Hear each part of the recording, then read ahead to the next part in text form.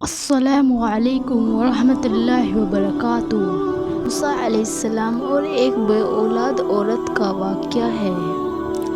حضرت موسیٰ علیہ السلام اللہ تعالیٰ کے بہت ہی بہادر اور برگزیدہ بزرگ ہیں۔ حضرت موسیٰ علیہ السلام کو کلیم اللہ کا لقب دیا گیا۔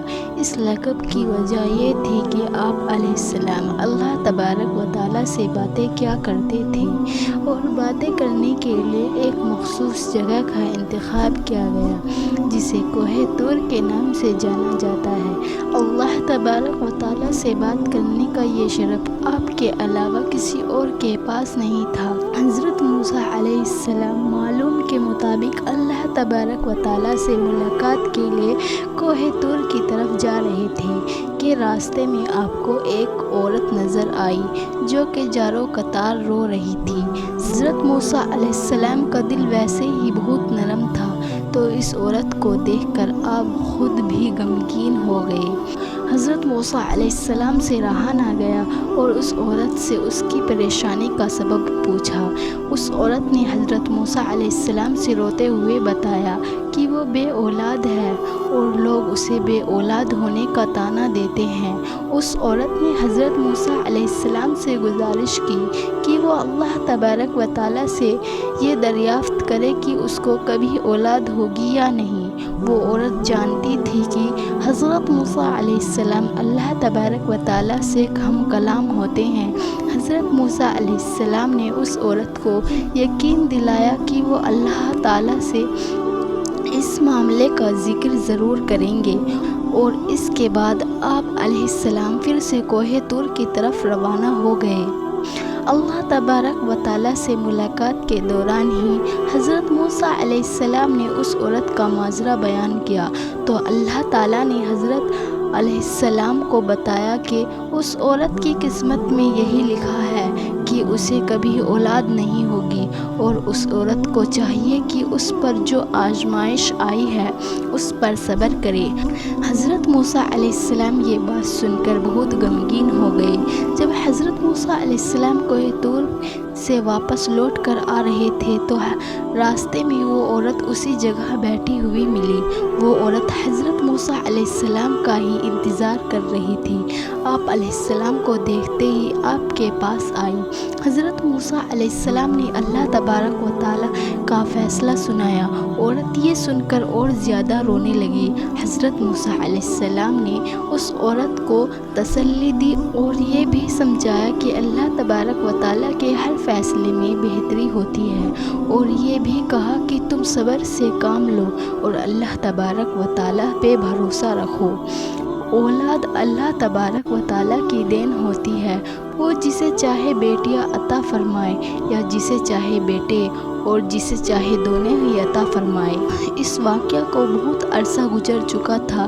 ایک دن اس عورت کے گھر کے قریب ہی ایک درویش روٹی کا سوال کر رہا تھا اور عورت کے کان میں جب اس درویش کی صدا پڑی تو اسے رک جانے کا کہا اور کچھ دیر بعد اس کے لیے روٹی لے کر آئی۔ پھر درویش نے عورت کو اولاد عطا ہونے کی دعا دی اور ایسا ہوا کہ اللہ تبارک و تعالیٰ نے اس درویش کی دعا قبول کر لی اور عورت کو اولاد کی نعمت سے نواز دیا۔ جب اس بات کی خبر حضرت موسیٰ علیہ السلام کے پاس پہنچی تو آپ علیہ السلام بہت حیران ہوئے کیونکہ اللہ تبارک و تعالیٰ نے تو انہیں بتایا تھا کہ اس عورت کی قسمت میں اولاد کا نہ ہونا لکھا ہے، تو یہ کیسے ممکن ہے؟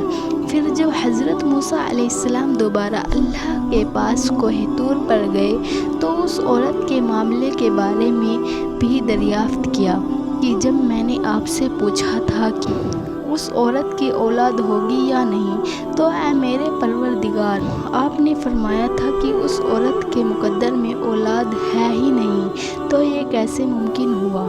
اللہ تبارک و تعالیٰ نے حضرت موسیٰ علیہ السلام کے سامنے ایک شرط رکھی۔ آپ علیہ السلام کو انسان کا گوشت لانے کا کہا۔ جب اللہ تبارک و تعالیٰ انبیاء کرام کو کسی چیز کا حکم دیا کرتے تھے تو کوئی بھی اللہ تبارک و تعالیٰ سے سوال نہیں کرتا تھا۔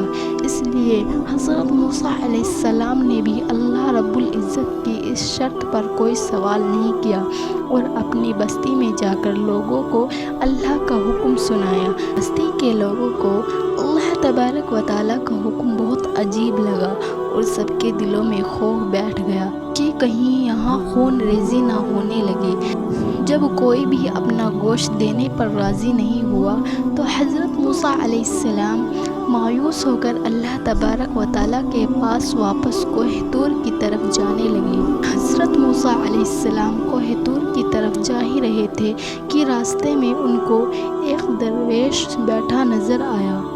اس درویش کی آنکھیں بند تھیں اور چہرہ آسمان کی طرف اٹھا ہوا تھا۔ اس درویش کی زبان پر بس اللہ اللہ کا کلمہ جاری تھا۔ حضرت موسیٰ علیہ السلام اس درویش کے پاس گئے اور اسے اللہ تبارک و تعالیٰ کا حکم سنایا۔ اس درویش نے آنکھیں کھول کر آپ کی طرف دیکھا اور اپنا بازو حضرت موسیٰ علیہ السلام کے آگے کر دیا اور کہا کہ میں حاضر ہوں۔ اس درویش نے حضرت موسیٰ علیہ السلام سے چھری لی اور اپنے بازو سے گوشت کاٹ کر پلیٹ میں رکھ دیا۔ پھر آپ علیہ السلام اپنی منزل کی طرف روانہ ہو گئے۔ آپ علیہ السلام ابھی کچھ دور ہی گئے تھے کہ اس درویش نے آپ کو پکارا اور کہا کہ ہو سکتا ہے کہ اللہ تبارک و تعالیٰ نے گردن کا گوشت مانگا ہو۔ پھر اس درویش نے اپنے گردن کا گوشت کاٹ کر آپ علیہ السلام کی پلیٹ میں رکھ دیا۔ حضرت موسیٰ علیہ السلام نے پھر سے کوہ طور کی طرف قدم بڑھا دیا۔ اس درویش نے آپ کو پھر سے روک لیا اور کہا کہ ہو سکتا ہے اللہ تبارک و تعالیٰ نے سینے کا گوشت کہا ہو۔ پھر اس نے اپنے سینے کا بھی گوشت کاٹ کر پلیٹ میں رکھ دیا۔ اس کے بعد اس نے جسم کے مختلف حصوں کا گوشت کاٹ کر پلیٹ میں رکھا۔ حضرت موسیٰ علیہ السلام نے اس گوشت سے بھری پلیٹ کو کوہ طور پر اللہ تبارک و تعالیٰ کے سامنے پیش کیا۔ اللہ تبارک و تعالیٰ نے حضرت موسیٰ علیہ السلام سے پوچھا کہ یہ گوشت کس سے لائے ہو؟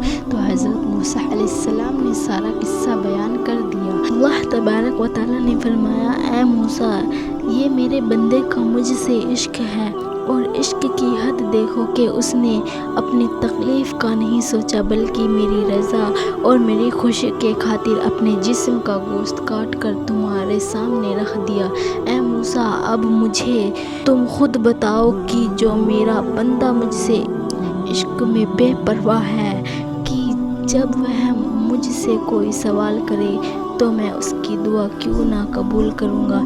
اے موسیٰ، یہ میرا وہی بندہ ہے جس نے مجھ سے اس عورت کے حوالے سے سوال کیا تھا۔ میرے اس نیک بندے نے ہی اس عورت کے لیے مجھ سے دعا کی تھی، تو بھلا میں کیسے اس کی حاجت پوری نہیں کرتا۔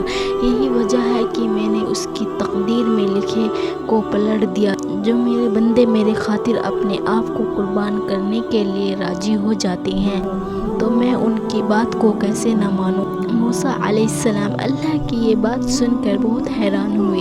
اس چھوٹے سے قصے سے ہمیں یہ سبق ملتا ہے کہ اللہ تبارک و تعالیٰ نے ہمیں زندگی میں جو بھی عطا کر رکھا ہے اس کی شکر گزاری کرنی چاہیے اور دوسروں کی مدد میں پیش رہنا چاہیے۔ اور آپ کو نہیں پتہ ہوتا کہ کون سا عمل اللہ تبارک و تعالیٰ کو پسند آ جائے اور آپ کا کام ہو جائے۔ اور جب بھی اللہ تبارک و تعالیٰ کے لیے قربانی دینے کا موقع ملے تو اپنی جان بھی دینے سے گریز نہ کریں۔